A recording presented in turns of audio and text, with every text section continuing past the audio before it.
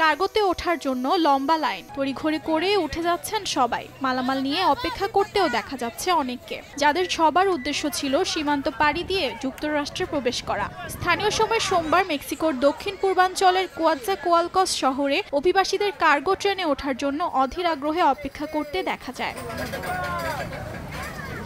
পরিবারের সবাইকে নিয়ে অনিশ্চিত ভবিষ্যতের দিকে মেক্সিকোর অভিবাসীরা, যাদের একমাত্র উদ্দেশ্য ছিল যুক্তরাষ্ট্রে প্রবেশ করে কাজ খোঁজা এবং একটি সুন্দর ভবিষ্যৎ নিশ্চিত করা। তবে ট্রাম্পের অভিবাসন বিরোধী কঠোর মনোভাবের কারণে আশাহত হয়ে অনেকে ফিরে যাচ্ছেন মেক্সিকোতে। এদিকে মেক্সিকোর অভিবাসন কর্তৃপক্ষ অবৈধভাবে যুক্তরাষ্ট্রে প্রবেশে অভিবাসীদেরকে বাধা দিচ্ছে, যে কারণে অভিবাসীদের জন্য যুক্তরাষ্ট্রে প্রবেশ কঠিন হয়ে দাঁড়িয়েছে।